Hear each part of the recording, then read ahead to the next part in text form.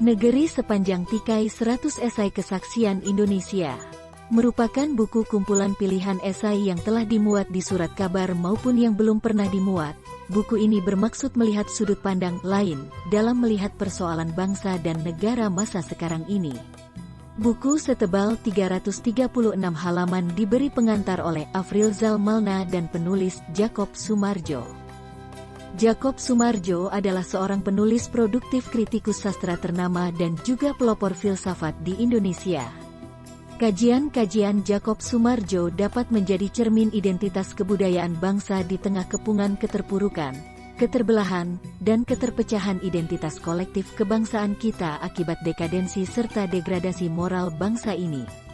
Jakob Sumarjo memberi perhatian sangat besar terhadap berbagai perkara kemanusiaan, kebudayaan, dan peradaban. Ia punya kepekaan dan sensitivitas yang tajam menangkap adanya kepincangan serta keganjilan yang terjadi dalam dinamika kehidupan budaya kontemporer.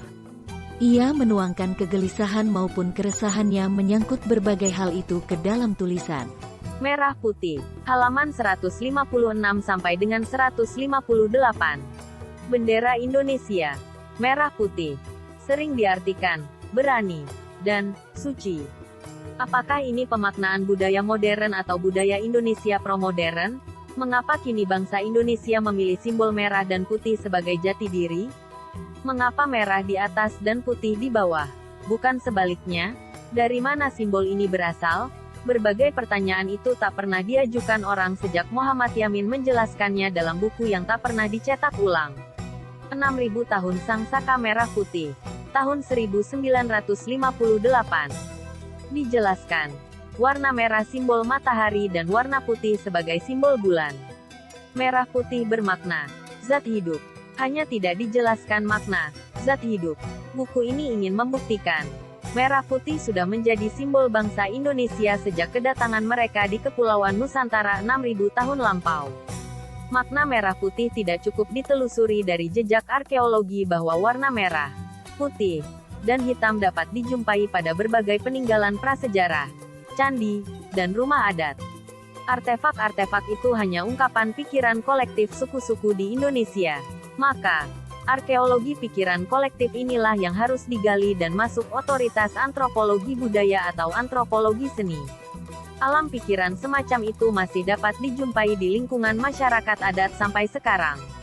Warna merah, putih, hitam, kuning, dan campuran warna-warna itu banyak dijumpai pada ragam hias kain tenun, batik, gerabah, anyaman, dan olesan pada tubuh, yang menunjukkan keterbatasan penggunaan warna-warna pada bangsa Indonesia. Kaum orientalis menuduh bangsa ini buta warna di tengah alamnya yang kaya warna. Benarkah bangsa ini buta warna? Atau bangsa ini lebih rohaniah dibandingkan dengan manusia modern yang lebih duniawi dengan pemujaan aneka warna yang seolah tak terbatas? Alam rohani dan duniawi. Alam rohani lebih esensi, lebih sederhana, lebih tunggal. Sedangkan alam duniawi lebih eksisten, kompleks, dan plural. Bangsa Indonesia pramodern memandang hidup dari arah rohani daripada duniawi. Inilah sebabnya penggunaan simbol warna lebih sederhana ke arah tunggal. Jika disebut buta warna, berarti buta duniawi, tetapi kaya rohani. Berbagai perbedaan hanya dilihat esensinya pada perbedaan dasar, yakni laki-laki dan perempuan. Semua hal yang dikenal manusia hanya dapat dikategorikan dalam dualisme antagonistik, laki-perempuan. Matahari itu lelaki, bulan perempuan, dan puluhan ribu kategori lain. Pemisahan, lelaki, perempuan, itu tidak baik karena akan impoten. Potensi atau zat hidup, baru muncul jika pasangan-pasangan dualistik itu diharmonikan, dikawinkan, ditunggalkan. Itu sebabnya tunggalnya merah dan putih menjadi dwi tunggal. Satu tetapi dua, dua tetapi tunggal. Dwi tunggal merah putih menjadi potensi, zat hidup. Harmoni bukan sintesis. Sintesis merah putih adalah merah jambu. Bendera Indonesia tetap merah putih, dwi tunggal. Dalam sintesis tidak diakui perbedaan karena yang dua lenyap menjadi satu. Bhinneka Tunggal Ika bukan berarti yang plural menjadi satu entitas. Yang plural tetap plural. Hanya ditunggalkan menjadi zat hidup. Sebuah kontradiksi. Paradoks. yang tidak logis menurut pikiran modern. Dalam pikiran modern, Anda harus memilih merah atau putih atau merah jambu. Lelaki atau perempuan atau banci. Dalam pikiran pramodern Indonesia, ketiganya diakui adanya. Merah, putih, merah jambu. Merah jambu itulah yang tunggal. Paradoks. Zat hidup. Karena yang tunggal itu hakikat paradoks.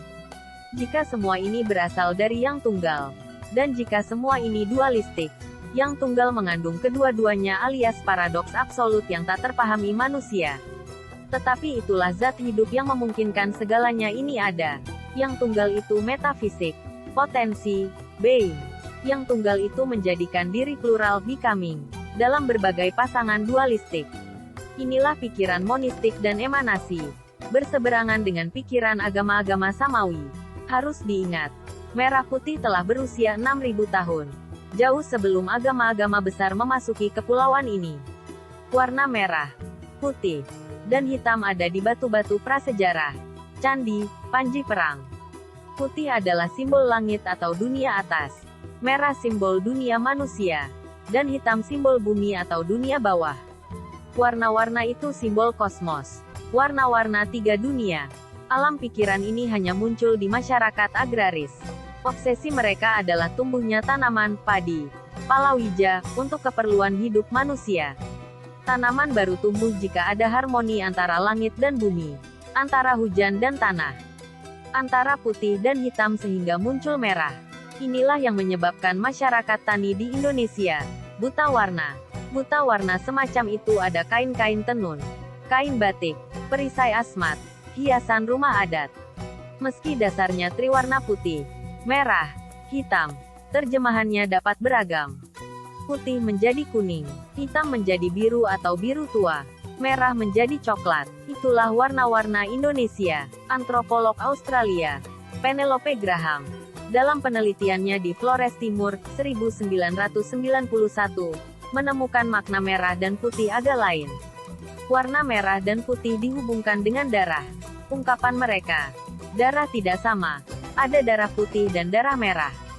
Darah putih manusia itu dingin dan darah merah panas. Darah putih itu zat hidup dan darah merah zat mati. Darah putih manusia mendatangkan kehidupan baru, kelahiran. Darah merah mendatangkan kematian. Darah putih yang tercurah dari lelaki dan perempuan menimbulkan kehidupan baru. Tetapi darah merah yang tercurah dari lelaki dan perempuan berarti kematian. Makna ini cenderung mengembalikan putih untuk perempuan dan merah untuk lelaki. Karena hanya kaum lelaki yang berperang. Mungkin inilah hubungan antara warna merah dan keberanian. Merah adalah berani, membela kehidupan. Dan putih adalah suci karena mengandung zat hidup. Mengapa merah di atas dan putih di bawah? Mengapa tidak dibalik? Bukankah merah itu alam manusia dan putih dunia atas? Merah itu berani, mati, dan putih itu hidup. Merah itu lelaki dan putih perempuan. Merah matahari dan putih bulan. Merah panas dan putih dingin. Artinya, langit putih perempuan mendukung manusia merah lelaki. Asal manusia itu dari langit. Akar manusia di atas. Itulah sangkan paran. Asal dan akhir kehidupan. Beringin terbalik waringin sungsang. Isi berasal dari kosong. Imanen dari yang transenden. Merah berasal dari putih. Lelaki berasal dari perempuan. Jelas. Merah putih dari pemikiran primordial Indonesia. Merah putih itu zat hidup, potensi, daya-daya paradoksal yang menyeimbangkan segala hal. Impoten menjadi poten, tak berdaya menjadi penuh daya, tidak subur menjadi subur, kekurangan menjadi kecukupan, sakit menjadi sembuh. Merah putih adalah harapan keselamatan. Dia adalah daya-daya sendiri, positif dan negatif menjadi tunggal. Siapakah yang menentukan merah putih sebagai simbol Indonesia? Apakah ia muncul dari bawah sadar kolektif bangsa? Muncul secara intuisi dari kedalaman arkeotip bangsa? Kita tidak tahu. Karena merah putih diterima begitu saja sebagai syarat bangsa modern untuk memiliki tanda kebangsaannya. Merah putih adalah jiwa Indonesia.